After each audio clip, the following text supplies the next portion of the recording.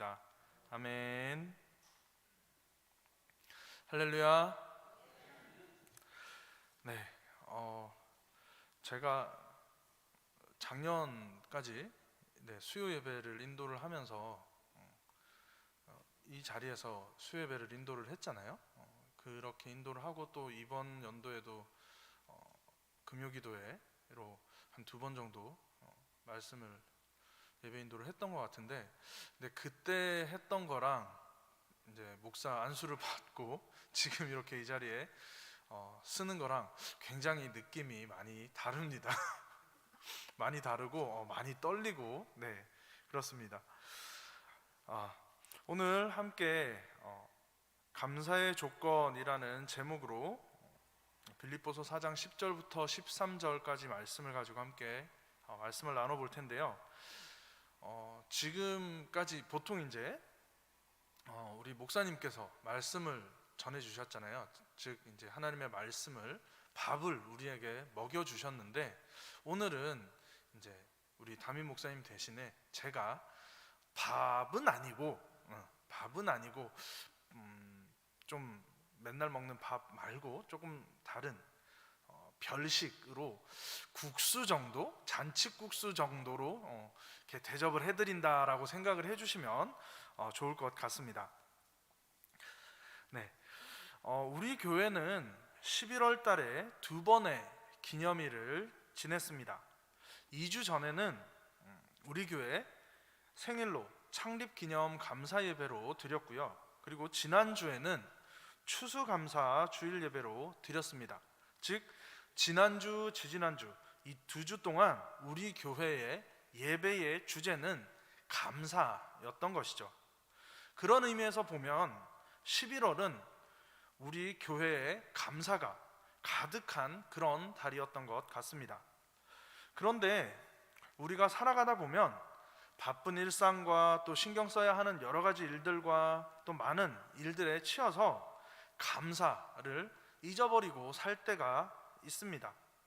그럴 때 우리는 기념일과 절기를 통해서 감사를 다시 떠올릴 수 있습니다.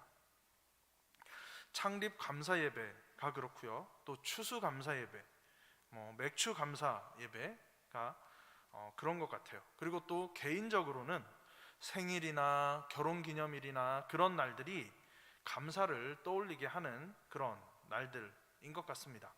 그러면 기념일이나 절기나 이런 날들이 되었다라고 해서 우리가 항상 감사할 수 있고 항상 우리에게서 감사가 넘쳐날까요?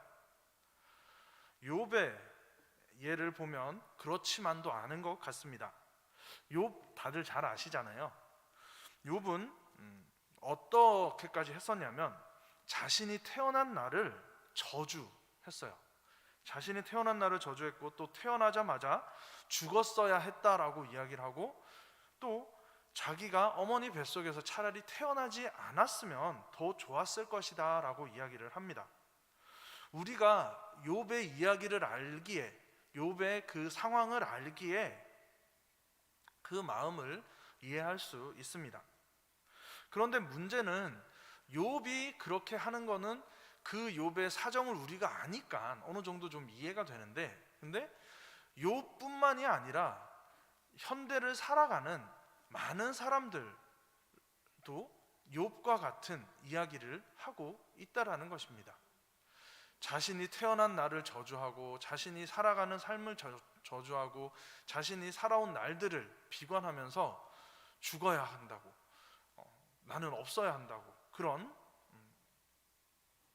상황 가운데 있는 사람들이 있습니다. 그래서 감사하는 삶을 살기보다는 자기 비하와 또 자학을 하면서 삶의 소망을 잃어가는 사람들이 있습니다.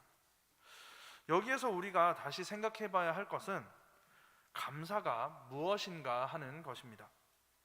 어떤 때 감사를 할 수 있고 또 어떤 때 감사를 할 수 없을까요? 또 비슷한 조건과 상황임에도 어떤 사람들은 좌절하고 낙심하는 반면에 또 어떤 사람들은 소망을 잃지 않고 감사하는 사람들이 있는데, 그 두 사람들 사이에는 어떤 차이가 있는 것일까요? 이러한 것들에 대해 오늘 감사의 조건이라는 제목으로 말씀을 나눠보고자 합니다. 감사를 하는데 조건을 따진다라는 게 좀 이상하게 들리실 수도 있지만, 근데 막상 따져보면 우리가 그렇게 감사를 하고 있는 것 같아요. 오늘 본문인 빌립보서 4장의 말씀은 우리에게 꽤나 익숙한 말씀입니다. 4장 10절부터 13절까지 제가 한번 봉독하겠습니다. 내가 주 안에서 크게 기뻐함은 너희가 나를 생각하던 것이 이제 다시 싹이 남이니 너희가 또한 이를 위하여 생각은 하였으나 기회가 없었느니라. 내가 궁핍함으로 말하는 것이 아니니라. 어떠한 형편에든지 나는 자족하기를 배웠노니 나는 비천에 처할 줄도 알고 풍부에 처할 줄도 알아. 모든 일 곧 배부름과 배고픔과 풍부와 궁핍에도 처할 줄 아는 일체의 비결을 배웠노라. 내게 능력 주시는 자 안에서 내가 모든 것을 할 수 있느니라. 오늘 본문 말씀인데요, 이 본문 말씀 중에 눈길이 간다고 할까요? 아니면 마음이 간다고 할까요? 하는 구절이 있으신가요? 네, 대답은 안 하시지만 다들 있으실 거라고 생각을 합니다. 저도 그런 구절이 있습니다. 그 구절을 말씀드리기에 앞서서 오늘 이 본문에 대한 설명을 잠깐 드리면, 오늘 본문인 빌립보서는 사도 바울이 빌립보 교회에 보내는 편지입니다. 바울은 신라라고 하는 동역자와 2차 전도 여행에서 빌립보라는 도시에 들렸고 거기에서 복음을 전하죠. 빌립보에서 바울은 귀신 들려 점을 치는 여자종을 만났고 그 사람에게서 귀신을 내쫓아 줬습니다. 그러자 그 여종, 점을 치는 그 여종을 통해서 돈을 벌고 있던 그 여종의 주인이 바울과 신라를 고소합니다. 더 이상 돈을 벌 수 없게 되었기 때문이죠. 그래서 그들이 감옥에 갇혀 있는데 밤중에 바울과 신라가 찬양을 하고 기도를 하자 지진이 나서 그 감옥의 문이 열렸고 그 일로 인해서 간수와 간수의 가족들이 예수님을 믿게 되는 일이 발생하는 바로 그곳이 빌립보입니다. 이 사건은 저희가 잘 알잖아요. 근데 이 사건이 어디서 일어났는지는 좀 가물가물하실 텐데 그 사건이 일어난 곳이 바로 빌립보입니다. 바울과 신라의 이 전도 활동을 통해 빌립보에 예수님을 믿는 사람들이 생겨났고 또 그들이 함께 모여 교회를 이룹니다. 이후에 이 빌립보 교회는 바울의 선교 활동을 도왔고 바울이 어려울 때 여러 가지 모양으로 바울을 후원했습니다. 그래서 바울은 그 빌립보 교회를 향해 자신의 사랑을 전하고 또 그들의 도움과 섬김에 고마움을 표현하기 위해 빌립보 교회에 보내는 편지를 쓴 것이죠. 오늘을 사는 우리도 형편이 좋을 때가 있고 또 어려울 때가 있습니다. 그런데 2000년 전, 지금으로부터 2000년 전의 시기에 게다가 어느 한 곳에 자리를 잡고 살아가는 것이 아니라 전 세계를 떠돌며 전도 여행을 하고 있는 바울의 형편이라는 것은 지금 우리가 좀 힘들다, 지금 우리가 어렵다, 혹은 지금 우리가 어떻다라고 이야기하는 그런 수준을 아마 아득히 넘어서는 것이었을 겁니다. 그만큼 어려움도 많았을 거고 힘든 일도 많았을 거고 잘 안 되는 것도 많았을 거고 했을 거예요. 그렇게 형편이 어렵다고 해서 바울의 전도 여행과 복음 전파가 멈추어진 것은 아니었습니다. 형편이 좋을 때는 좋은 대로, 또 형편이 안 좋을 때는 안 좋은 대로 바울은 자기 스스로 일을 해가면서 선교 사역을 감당했습니다. 그렇게 자신의 사명을 묵묵히 감당하고 있을 때 빌립보 교회가 그의 복음 전하는 사역을 돕고 또 그의 어려움에 동참을 한 것입니다. 오늘 본문에서 바울이 빌립보 교회에 권면하는 핵심은 바로 11절의 자족입니다. 제 마음이 멈췄던 것도 바로 이 자족인데요. 이 자족이라는 단어의 뜻은 스스로 만족하는 것을 이야기를 합니다. 그래서 자족하는 마음이라고 하면 스스로 만족하는 마음이라고 할 수 있는데, 이것은 사전적인 정의이고요. 이 자족이라는 것에 대해서 사도 바울이 12절, 오늘 본문 말씀인 12절에서 설명을 하고 있어요. 어떻게 설명을 하고 있냐면, 비천에도 처할 줄 알고 풍부에도 처할 줄 아는 일체의 비결이라고 설명을 하고 있습니다. 여기에서 메시지 성경을 통해서 오늘 본문을 잠깐 살펴보기를 원합니다. PPT 띄워주세요. 네, 제가 읽겠습니다. 나는 개인적으로 무언가를 바라는 마음이 없습니다. 이제 나는 나의 형편이 어떠하든지 간에 정말로 만족하는 법을 배웠습니다. 나는 적은 것을 가지고도 많은 것을 가진 것처럼 행복하고, 많은 것을 가지고도 적은 것을 가진 것처럼 행복합니다. 나는 배부르거나 굶주리거나 많이 가졌거나 빈손이거나 행복하게 살 수 있는 비결을 찾았습니다. 내가 가진 것이 무엇이든지, 내가 어디에 있든지 나를 지금의 나로 만들어주시는 분 안에서 나는 모든 것을 해낼 수 있습니다. 자, 그래서 바울의 권면을 정리를 하자면, 자족하는 마음은 바로 행복하게 살 수 있는 비결이라는 것입니다. 따라서 이 자족하는 마음을 가지면 그 결과 어떤 상황이든지 간에 하나님과 함께 행복하게 살 수 있다라고 이야기하고 있는 것이죠. 이것이 빌립보 교회를 향한 사도 바울의 권면이었고, 또한 오늘을 살아가는 우리를 향한 권면이기도 합니다. 우리가 스스로 만족하며 자족할 때 우리는 모든 상황과 환경에도 좌로나 우로나 흔들리지 않고 하나님 안에서 굳건히 설 수 있습니다. 그리고 하나님께 감사하는 삶을 살 수 있게 되는 것이죠. 바울은 자신이 잘났다거나 혹은 자신이 능력이 있다거나 혹은 힘이 있다거나 내가 이만큼 했다거나 그런 이야기를 하고 있는 것이 아닙니다. 자신을 통해 일하시는 하나님을 이야기하는 것이고, 또 그 하나님께 만족한다라고 이야기하는 것이고, 그 하나님 안에서 감사하며 굳건히 설 수 있다라고 하는 바울 자신의 신앙을 고백하는 것이죠. 그래서 저는 이 11절의 말씀에 눈이 머물렀습니다. 그리고 이 말씀이 저의 지난 10여 년간의 삶의 신앙의 고백이 되었습니다. 그런데 우리의 삶은 이러한 말씀과 달리 상황과 환경에 많은 영향을 받습니다.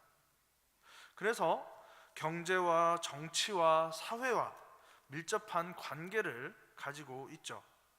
경제가 어렵다면 경제로 인해서 고통을 받게 되고, 또 사회에 어떤 문제가 있다면 그것으로 인해서 또 어려움을 당하게 되고, 또 정치가 어렵다면, 정치가 안 좋다면 그것으로 인해서 영향을 받고 어려움을 당하고 고통을 당하는 것이 우리의 삶입니다.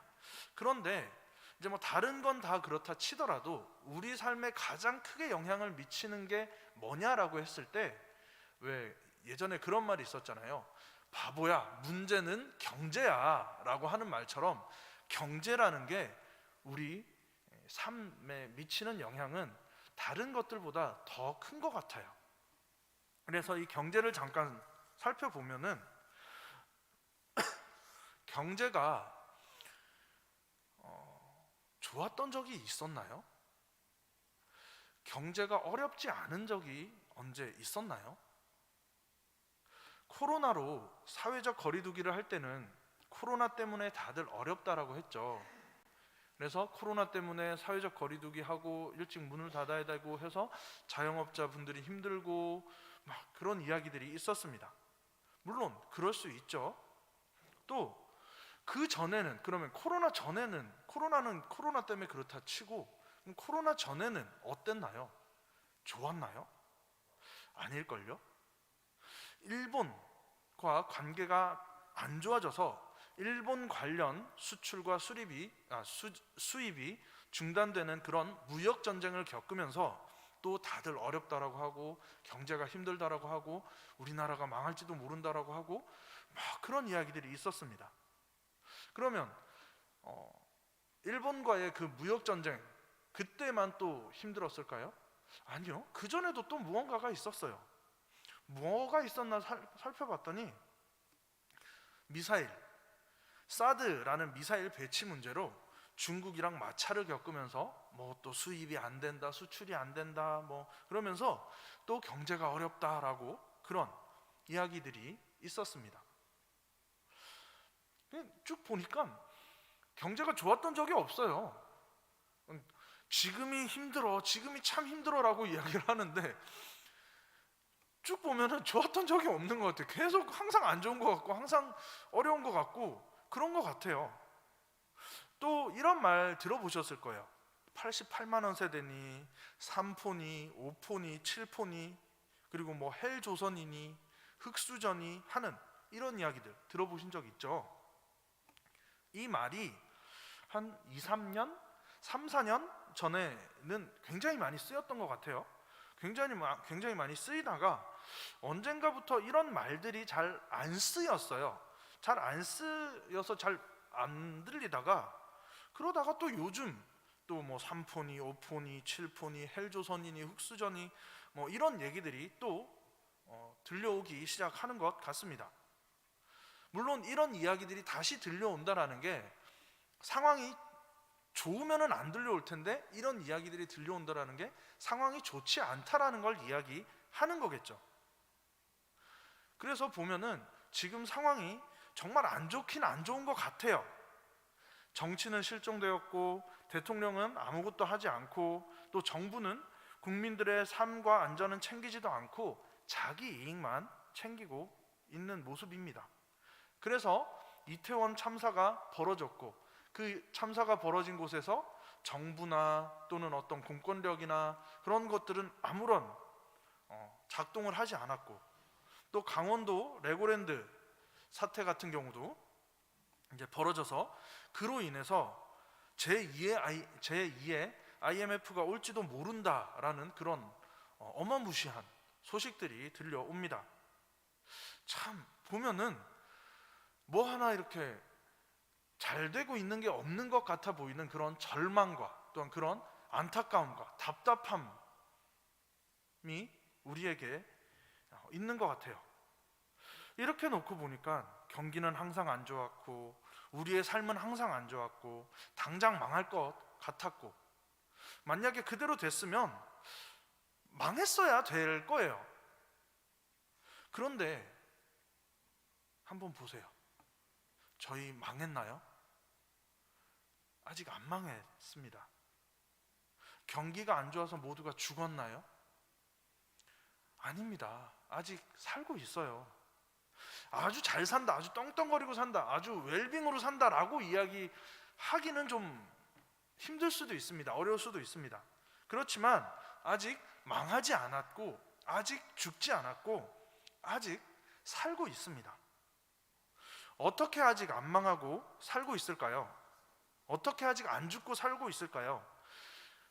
사람들이 말하는 대로라면 그리고 세상이 말하는 대로라면 망했어야 됐고 죽었어야 됐고 없어졌어야 되는데 근데 안 그러고 있다라는 거죠. 어떻게 그게 가능할까요? 저는 이렇게 생각합니다. 하나님이 우리를 사랑하시기 때문에 우리 하나님 아버지가 세상은 이렇게 얘기를 하지만 여전히 아직 우리를 지키고 계시기 때문에 우리가 망하지 않은 거고 우리가 죽지 않은 거고 우리가 살 수 있는 거라고 생각합니다. 경제가 힘들어도 상황이 힘들고 뭐 3포, 5포, 7포, 헬조선 뭐 이런 얘기가 있고 대통령이 무능하고 정부가 아무것도 안 하고 그런 상태에서 비천에 처하고 궁핍에 처하고 배고픈 상황에 처해도 하나님은 일하고 계십니다. 하나님은 당신의 사랑하는 백성들을 지키고 보호하고 계십니다. 그렇기에 우리에게 없는 것, 우리에게 모자란 것, 우리에게 부족한 것, 그런 것들만 생각하기보다는 우리에게 가장 선한 것으로 채우시는 주님을 믿고 신뢰하시기 바랍니다. 우리의 필요와 쓸 것을 다 아시고 공급하시는 우리의 주인 되시는 그 주님을 바라보시기 바랍니다. 우리의 주인이 되시는 하나님이 우리의 필요대로 공급하시고 채우신다라는 그 약속을 믿고 지금 하나님이 우리에게 주신 것에 자족하면서 그것에 감사하는 삶을 살아가시기 바랍니다. 마지막으로 제 간증을 잠깐 나누고 말씀을 마치겠습니다. 올해 2022년 올해는 여러 가지 의미에서 제게 뜻깊은 한 해였던 것 같습니다. 우선 제가 목산수를 받아서 이렇게 목사라는 이름으로 이렇게 우리 성도님들 앞에 서 있고요. 그리고 또 올해 어린이부를 맡아서 파트 사역을 하면서 바울이 이제 선교 여행을 다니고 전도 여행을 다니고 하면서 아까 말씀드렸다시피 상황이 좋을 때도 있고 형편이 좋을 때도 있고 형편이 안 좋을 때도 있고, 형편이 안 좋을 때는 자기가 또 일을 해서 그 선교 비용을 충당하고 그랬던 것처럼 저도 자가로 일을 하면서 생계를 위해서 또 사역을 위해서 유지할 수 있는 그런 지혜와 방법도 찾고 또 그런 것들을 경험하는 그런 한 해였던 것 같습니다. 그리고 또 지금 월드컵 기간이잖아요. 월드컵 기간이고 목요일 날 이제 우리나라가 우루과이랑 경기를 했는데 그 경기를 보면서 막 응원을 했는데 근데 제 옆에 누군가 한 존재가 앉아 있는 거예요. 누구냐면 올해로 10살 되는 저희 아들 예담입니다. 보통 이제 지금까지 뭐 영화를 보거나 아니면 뭐 지금까지 뭐 스포츠를 보거나 축구를 보거나 뭐 하면은 보통 저 혼자 봤거든요. 왜냐면 저만 좋아하니까요. 저 혼자 보고 또는 뭐 가끔 이제 와이프랑 같이 보고 그랬는데, 근데 한 요만한 놈이 옆에 앉아가지고 같이 막 응원을 하면서 같이 막 축구를 보면서 막 골이 들어오면 이러는 거예요. 그래서 별 생각이 없이 이렇게 팔을 탁 덜어얹다가 가만히 생각을 해보니까 이게 뭔가 되게 좀 느낌이 이상하더라고요. 느낌이 이상하고 되게 감개가 무량하다고 할까요? 그런 뭔가 말로 표현할 수 없는 느낌적인 느낌이 막 이렇게 피어오르는 느낌, 그런 느낌 있잖아요. 그런 느낌이었습니다. 제가 결혼을 해서 낳은 아이가 어느새 이만큼 커서 같이 축구를 보면서 응원을 할 정도가 되었구나 라는 것을 확 느꼈었어요. 이틀 전에 목요일 날 제가 결혼을 2012년도에 했습니다. 그러니까 지금으로부터 한 11년 전이죠. 10년, 11년 전인데 그때 결혼할 때 저도 그렇고 와이프도 그렇고 나이만 먹었지 경제력이 없는 그런 학생이었어요. 둘 다 신학교에서 만났거든요. 그래서 진짜 아무것도 없이 결혼을 했어요. 어느 정도였는가 하면 학교 다니면서 방학 한 달 동안 아르바이트를 해서 받은 그 아르바이트비가 한 200만 원 조금 넘는 돈이었습니다. 그 200만 원 조금 넘는 돈으로 이제 결혼식 준비를 했고요. 그리고 또 축의금 들어온 것으로 학교 앞에서 이제 월세로 자취방을 얻어서 신혼을 시작을 했어요. 그 뒤로 이제 사역을 시작을 했고 아이들 첫째를 놓고 둘째를 놓고 셋째를 놓고 또 신학교를 졸업하고 대학교를 졸업하고 신학대학원을 진학을 해서 입학을 해서 공부를 하고 졸업을 하고 또 그 과정 가운데 이제 풍족하지는 않지만 그래도 5명의 가족이 이렇게 살아왔고, 또 올해 목사 안수도 받았고, 아까 말씀드렸지만 아들은 같이 이렇게 축구 보면서 응원할 정도로 키웠잖아요. 그리고 작년에는 코로나로 죽을 뻔한 일도 있었죠. 그래도 다행히 안 죽고 살아 있습니다. 만약에 그때 못 살아났으면 이 자리에 없겠죠. 이 자리에 없을 거고, 우리 성도님들을 이렇게 뵙지도 못했을 겁니다. 그래서 오늘 말씀을 준비하면서 이제 유튜브로 코로나를 이렇게 좀 관련해서 영상을 검색을 해봤는데, 세계적으로 정말 많은 분들이 돌아가시고 유명을 달리 하셨더라고요. 그리고 또 우리나라에 이제 이렇게 코로나로 이제 투병한 걸 브이로그나 뭐 또 유튜브로 찍어가지고 올리신 분들, 그 다음에 언론하고 인터뷰하신 분들, 뭐 그런 분들이 있었는데, 그런 분들의 영상이나 소식을 봐도 저처럼 인공호흡기까지 달고 있는 사람들은 많지 않더라고요. 뭐 중증 환자다, 경증 환자다라고 해도 다 그냥 이제 산소 호흡기, 산소를 공급해주는 그 기계까지만 거의 대부분 하고 계시지, 인공호흡기까지는 안 하고 있더라고요. 그래서 뭐가 다른가 하고 인공호흡기랑 산소호흡기랑 찾아봤는데, 산소호흡기는 이제 호흡이 조금 힘들어서 산소 포화도가 떨어져서 이제 산소를 공급해주기 위해서 이제 하는 장치라면, 그 인공호흡기는 치료가 아니라 그러더라고요. 이건 치료가 아니고 그냥 연명을 위한 수단이지 치료가 아니다라고 그렇게 분류를 해놨더라고요. 그래서 와, 나 진짜 죽을 뻔했구나 라는 생각을 하면서 좀 가슴 한켠이 놀랬었습니다.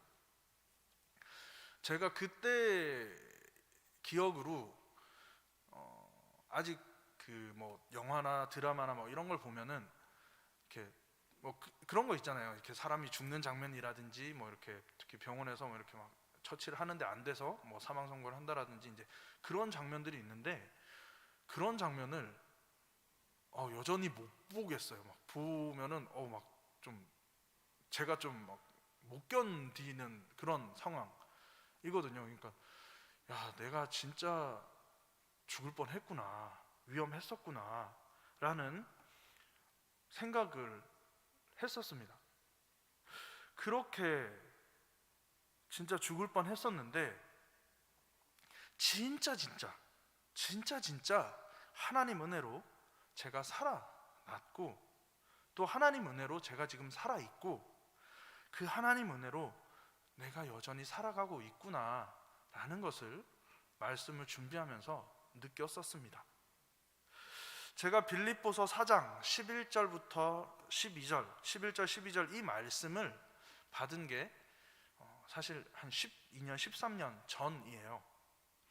그동안 이 받은 말씀대로 비천한 상황에도 처하고, 또 약간 뭐 풍부한 상황에도 처하고, 또 배부름과 배고픔과 또 풍부와 궁핍에 처할 줄 아는 일체의 비결, 그런 자족하는 마음을 지금까지 배워왔던 것 같습니다. 그리고 그로 인해서 지금까지 살아왔구나라는 것을 느꼈습니다. 그렇기에 지금까지 그렇게 해왔던 것처럼, 지금까지 그렇게 살아왔던 것처럼, 주님 안에서 주님이 허락하신 모든 것과 모든 상황을 앞으로도 넉넉히 감당할 수 있을 것을 믿습니다. 이제 말씀을 맺겠습니다.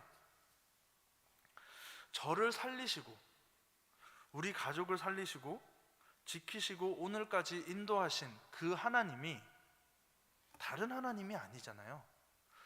우리 설립교회의 하나님이 그 하나님이시고요, 우리 성도님들 한 분 한 분을 지키고 한 분 한 분을 보호하시고 한 분 한 분을 인도하시는 분이 그 하나님이세요. 다른 어디 있는 다른 하나님이 아니고요, 그 하나님이세요. 그 하나님이 우리 설립교회와 우리 성도님들, 하늘가족 여러분들을 지키시고 보호하고 인도하실 것을 믿습니다. 주님의 말씀을 쫓아 비천에도 처할 수 있고 또 풍부에도 처할 수 있고 배부름에도 처할 수 있고 배고픔에도 처할 수 있지만 그 모든 것들은 우리의 본질이 아니라 그냥 있을 수 있는, 일어날 수 있는 그런 상황들, 환경들이라는 것을 기억하시기 바랍니다. 그래서 그런 상황들에 좌지우지 되는 것이 아니라, 그런 상황들에 우리가 무너지고 우리가 낙심하는 것이 아니라, 우리의 중심은 하나님을 바라보고 하나님이 우리에게 주신 것이 무엇인지 세어보는 그런 저와 여러분이 되기를 바랍니다. 그래서 하나님이 우리에게 베풀어 주신 것을, 그것으로 우리가 하나님께 자족하는 마음을 가지고 우리가 하나님께 감사하며 나아갈 때 하나님께서 우리에게 더 좋은 것으로, 더 필요한 것으로, 그리고 더 있어야 할 것들로 우리의 삶을 채워 주실 것이라고 믿습니다. 자족함을 배워 주님의 은혜에 감사하며 살아가는, 그래서 하나님께 영광을 올려드리고 또한 주변에 있는 사람들에게는 선한 영향력을 미칠 수 있는 그런 저와 여러분이 되시기를 주님의 이름으로 축원합니다. 네, 이제 찬양하고 기도하겠습니다. 우리 전능하신 나의 주 하나님 찬양하고 기도하겠습니다. 전능하신 나의 주 하나님, 전능하신 나의 주 하나님은 능치 못하실 일 전혀 없네. 우리의 모든 간구도, 우리의 모든 생각도, 우리의 모든 꿈과 모든 소망도 신실하신 나의 주 하나님은 우리의 모든 괴로움 바꿀 수 있네. 불가능한 일 행하시고 죽은 자를 일으키시니 그를 이길 자 아무도 없네. 주의 말씀에 의지하여 깊은 곳에 금을 던져 오늘 그가 놀라운 일을 이루시는 것 보라. 주의 말씀에 의지하여 믿음으로 금을 던져 믿는 자에게 능치 못함 없네. 주의 말씀 의지하여, 주의 말씀 의지하여 깊은 곳에 금을 던져 오늘 그가 놀라운 일을 이루시는 것 보라. 주의 말씀 의지하여 믿음으로 금을 던져 믿는 자에게 능치 못함 없네. 오늘 말씀을 기억하며 우리가 자족하는 마음을 가지고 감사하며 살아갈 수 있도록 해달라고 주님께 기도하며 나아가도록 하겠습니다. 기도하겠습니다. 사랑의 하나님 아버지, 감사드립니다. 하나님, 오늘 우리에게 주신 말씀처럼 우리가 상황과 환경과 또한 처지와 어떠한 다른 것들을 바라보며 그것에 좌지우지되거나 그것에 흔들리는 삶이 아니라 온전히 주님 한 분만을 바라보며 사는 삶을 살기를 원합니다. 온전히 주님께서 우리에게 주신 것을 기억하며 그것을 바라보고 자족하는 마음을 가지고 나아감으로 상황과 환경에 좌우되는 것이 아니라 그 모든 것들을 초월하여 주님을 바라보며 주님께 감사의 고백을 올려드리며 주님께 감사의 제사를 올려드리는 그런 삶을 살아가는 그런 주의 백성들이 우리가 될 수 있도록 주님 붙들어 주시옵소서.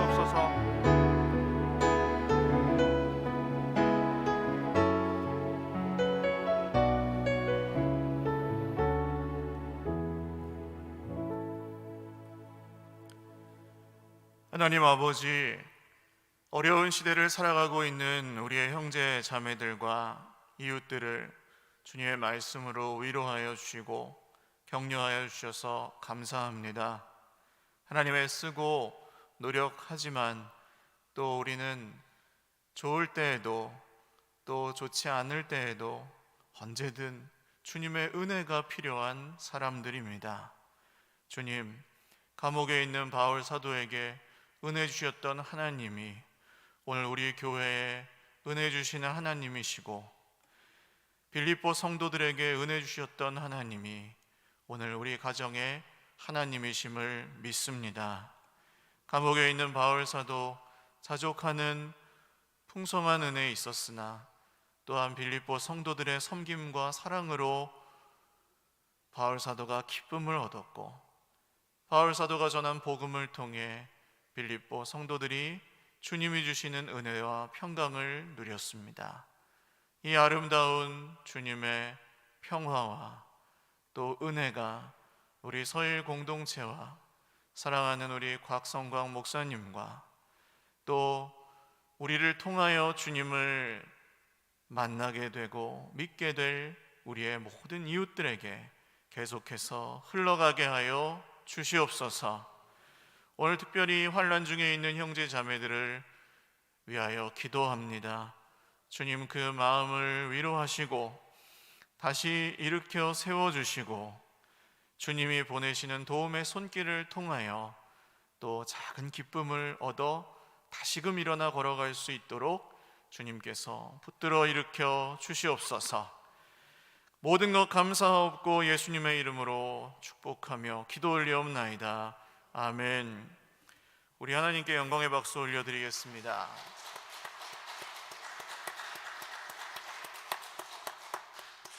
우리 곽성광 목사님 나오셔서 기념적인 첫 이제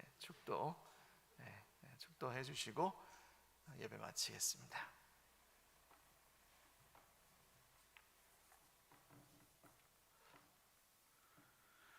이제는 우리 주 예수 그리스도의 넓으신 은혜와 하나님의 한없는 사랑하심과 성령의 역사하심이 자족하는 마음을 가지고 주어진 것에 감사하며 살아가기로 다짐하는 사랑하는 서일교회와 모든 하늘 가족의 삶 위에 이제부터 영원토록 함께 있을지어다.